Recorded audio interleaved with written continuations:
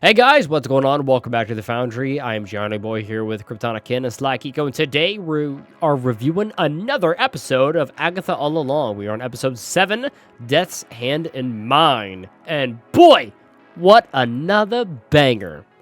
Yeah, we're back on it, baby.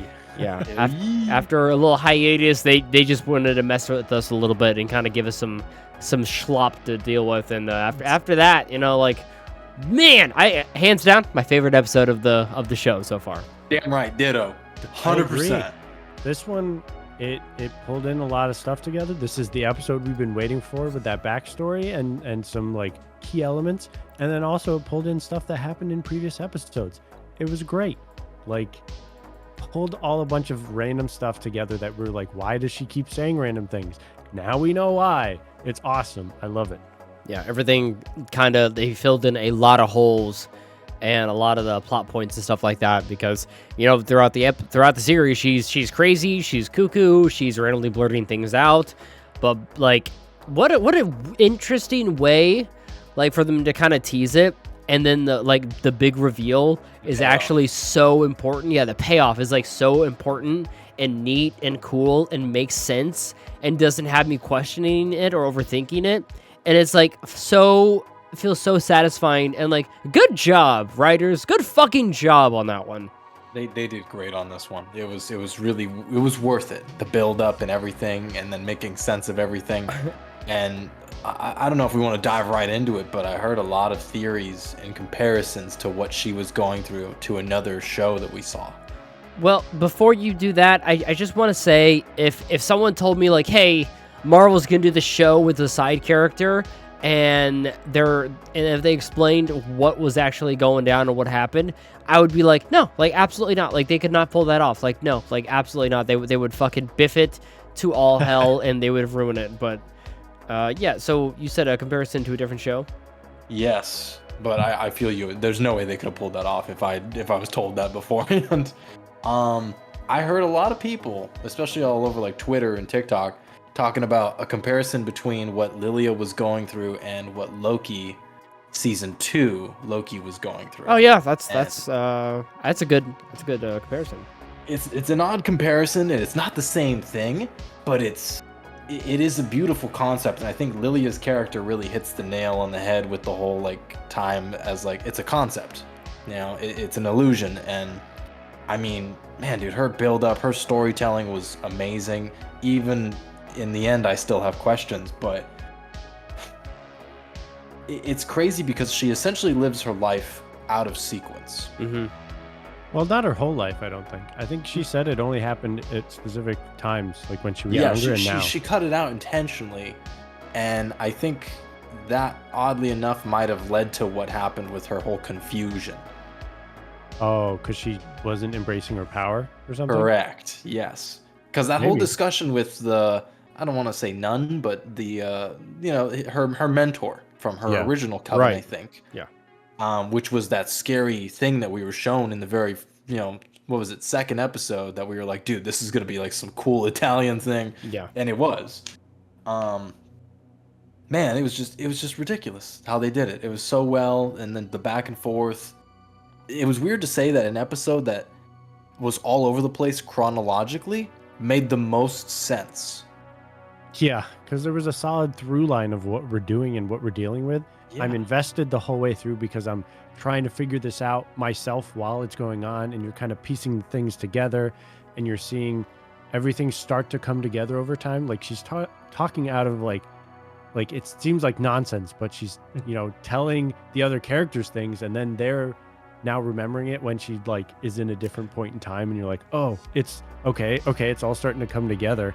And it was just really well done, and I was invested in what was going on. It was a mystery I wanted to be solved. At one point they completely switched to the regular chronological episode, and they're you are going to follow Lilia's her sequence and through her mind, because she's time is not a flat circle and kind of thing like that, and that it was kind of bouncing around. It's not going to be chronological. So we followed like what she was experiencing, which I really enjoyed. And that's why it made sense like perfectly, because they showed us what she was going through specifically, you know, and kept us in the loop and what she was. I just like how every like towards the end of the episode, which is like technically the beginning when they fall down into the pit, and she's just like, I know everything because I've experienced the entire episode to this point, you know? Like that's so crazy and so smart and such a cool like little twist. And they can only like pull that off like once, I think, maybe, you know, because of how cool and special it feels. And it just worked out so fucking good. I'm just huge applause for it. Yeah, I've in particular am a sucker for like when a show keeps in mind previous things that have happened and like previous episodes. So them having all of the previous like interactions that she had where she just wasn't making sense, saying random things, like where she kind of just zoned out, like having those finally make sense was awesome, because like we saw the scene where she was like, they were all around the campfire, they were talking, and she was like, yeah, we're getting close, and like and then she cuts off normally, but what she finishes saying is, I love you guys. But that got put into the previous episode where she got like, when they all got poisoned, and like it seemed like she was just drunk, so she was saying, I love you guys, you know? But like in context it made sense there, but it also made context when they now provide you more information.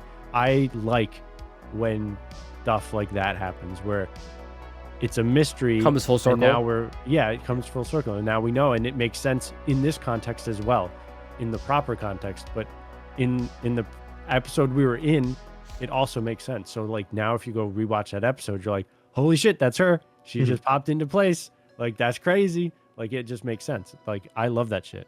And the transitions were class.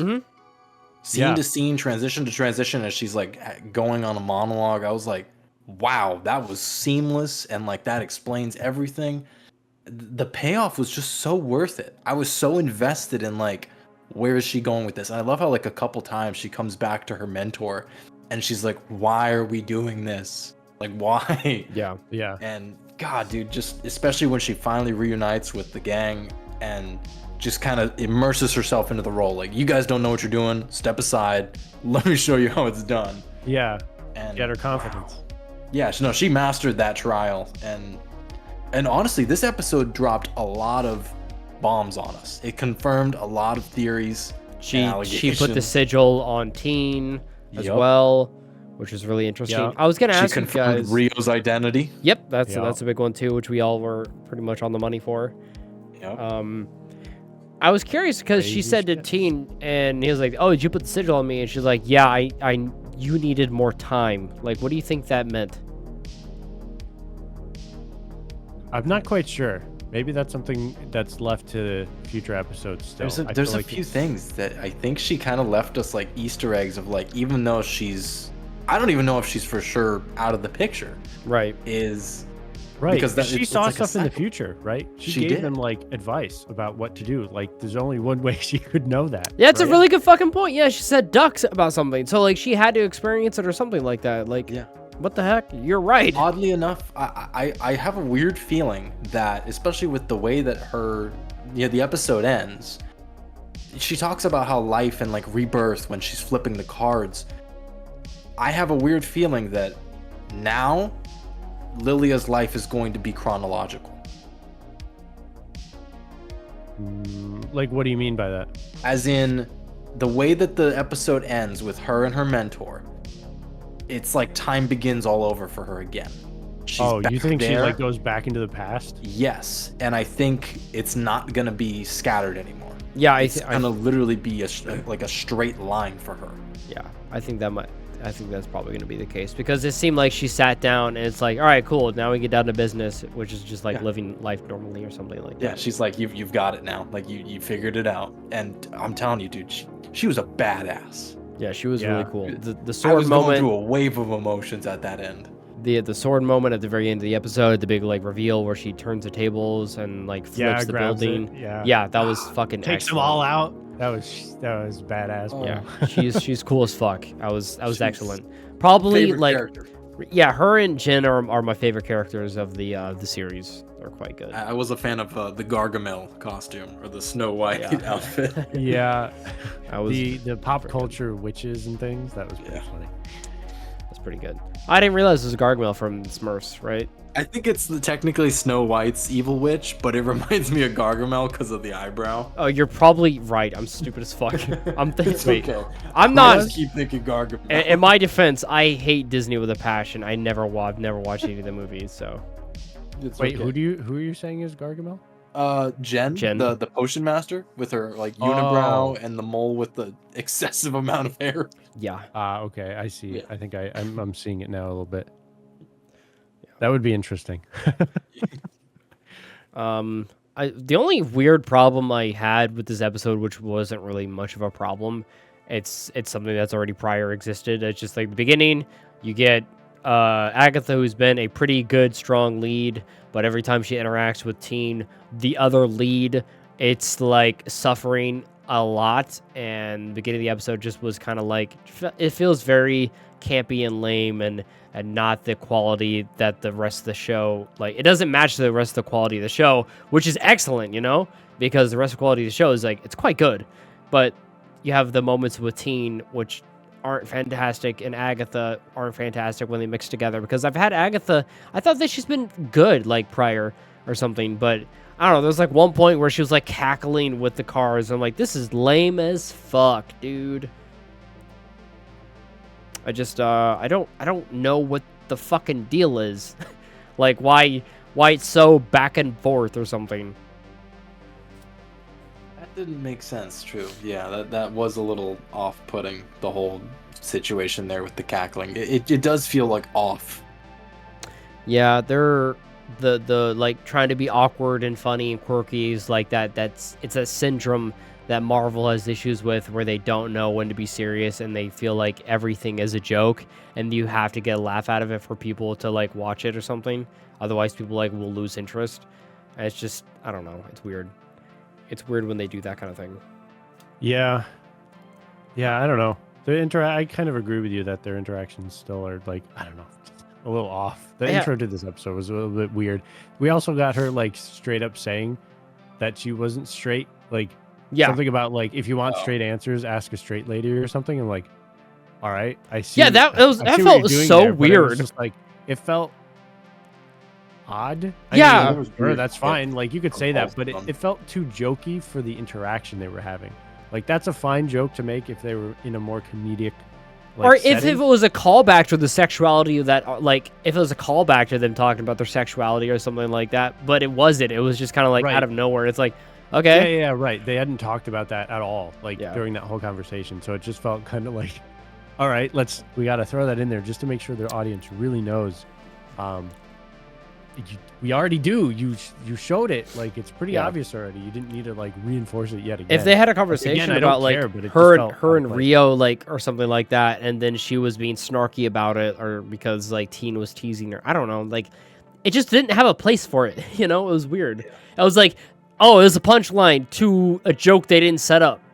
Right, because the whole conversation was serious there. Like, they were mad at each other, and then she says that. Obviously, Agatha like breaks the tension all the time with like trying to get a joke or like draw attention elsewhere, but it just felt a little weird. It gets old.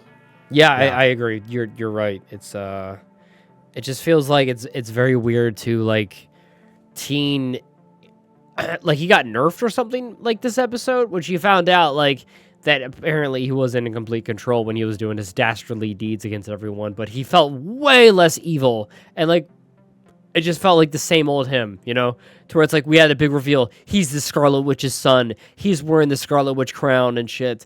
And then he's just like, burp, burp. Yeah, it's like one of those, I got it because I was fired up, full of emotion, and now I'm not, so I can't control it. So he's going to get fired up later on, and he's going to learn to control it, kind of a deal, I'm sure. Yeah, I don't know. It's weird that like they're the pinnacle and the center point of the show, but like I care least about them, which is really funny to me. Yeah, Lila and Jennifer, I'm so happy they returned for the episode. I love them. I I'm really keen on them. You know, I love their duo. I love the chemistry. Yeah. They're quite good. I like how fucking snarky and how much of a dick Jen is. She's awesome. She's so the fucking attitude, awesome, dude. It's pretty funny. She's so Yeah. awesome. Yeah. I'm trying to think of like all the other things that happened in the episode. Well, we thought that Mephisto put the sigil on, right? We Yeah, had that a was theory. a- Yeah, that we was a were theory. giving into it a little bit. Yeah. What No- else? no They're signs of probably gonna Mephisto pay off anymore. that Mephisto reference though eventually. Yeah, they said his name, right? They Yeah, I'm gotta- like, you know, I don't want to say that they're trolling the fans. that would be but- funny though. It would, but like, you know, I'm torn. I'm like, I don't want to give them credit, but you know, this show has surprised me in many ways, so I am giving them credit. Yeah, Which is Yeah. why I'm like, you know what? That wouldn't be below them. they It tease wouldn't be you. above that. They would potentially screw with us just for the sake of, yeah, we know you guys keep waiting for this. Yeah, that would be fun. I'd give them Besides, we props already in have this case. Rio reveal, which was a massive one, and goddamn, dude, I was going through so many emotions seeing that. I was like, Yeah, that "Ooh, was insane. Just like, oh, she is deaf. she's badder than she already was. Oh, Holy Yeah, shit. she was cool as fuck. I like how they did mention finally. They're like, "Where's Rio?" I'm like, "Fucking thank you." Yeah. we've been wondering the same thing. Yeah. Thanks, guys. I'm trying to think of what else is there really to talk about. I feel like everyone has done such a great job just going over the episode. I'm very happy with it, Yeah. you know. And next one's the finale, right? I don't No, think right? so. There's I 9. think we have. Oh, there's 9 episodes. Okay, So there's 2 more, which means, following the pattern, Jen is dying next. probably. I mean, she already had her like one-off episode, you know, where she had like where they have an episode that focuses on her and her backstory a little bit too. Yeah. You know, so The one where she helped out the most in the mansion. yeah. Yeah. I think so. Yeah. Interesting. Yeah. 2 episodes left. There's a lot to go. I have no idea what's going to happen. Maybe we'll figure out how she ended up kind of getting nerfed or grounded. Yeah. That would be nice because she isn't really. Yeah. I don't know. We got I don't think everything's paid off for her yet. I'm sure like Rio will make some kind of like some conflict with Rio. She'll probably kill Jin some kind of way or something like that. I'm not quite sure, but That's what's conflicting me. I'm like, if they're not counting that first trial because what's her name? Sharon? Yeah. If that first trial was her, and now since they have a new Green Witch, someone else has to do it. I Yeah. think they're building that up to be the finale Yeah. because Rio's there for her own selfish reason. She's not there for the sake of power. She's there for the sake of consumption. So she wants everyone to fail. yeah, Agatha wants the finish line. yeah, So at the end of this, it's really going to be like the good, the bad, and the ugly between Death, the teen, Billy, or William, either or, and Agatha. It's going to be the 3 of them and literally who gets to walk out of there. I would not be surprised. That seems like a pretty solid theory on how this will go. Well, I'm gonna give this episode a 9. I loved it. Damn. Okay. Yeah, Shit. I said 9, dude. I loved it. Big into Giving it. it a 10. 10? Damn, dude. This was the first episode. There was nothing I could bag on it about other than the few quips between Teen and Agatha that I was like, God, get the hell out of here. Yeah. And then we got Lilia, and I was like, thank you. The Lilia and Jen adventures through the cave was my life. All those flashbacks was awesome. The build-up, the suspense. I'm telling you, I rewatched this episode 3 times. Yo, that's insane. I went back because I was like, what did I miss? Because there was Yeah. so much. And this was the first one. It didn't feel like there was filler. It really didn't. And it wasn't a difficult concept to keep up with. It was just that good. Yeah. I'm gonna have to say I agree. I think I will also go for a 10 because I don't. You know I what? don't Fuck it. think I'll go 10. no I'll go one's 10 getting too. any better. All right, I'm No, convinced. yes. 10. That is all around I think 10. that's the first time ever we've given something all 10s. Fucking Agatha. You gotta The be joy. kidding me. That's insane. Yeah. Fucking Agatha. I still bet there's a lot of people out there like who will not give the show a chance And they're because missing out. yeah, 100% they're missing out, and that's really bad. So, if you guys are watching this review, tell them that they're probably wrong. Tell them that they should give it a chance, and it's actually decent, Yeah, you don't need to know a bunch of Marvel shit. You can just enjoy the show. Yeah, I feel like it's so strong by itself. I love the coven and the witchy stuff, and it fits right into like the spooky season. And someone left a comment on a review earlier, and they're like, this is like a darker version of Hocus Pocus, which I've never seen, but I know it has like the 3 ugly witches, and it's kind of campy and fun. And this feels like fun and not so campy, but it feels a little darker. We've got demons and horror references and stuff like that. Like, it's cool. It's a cool show. I like it. Yeah. All right. 100%. Well, there you go, guys. We are giving this one a 10, and we'll see you later on next week, episode 8, for some more Agatha reviews. But until then, see you guys later. Bye.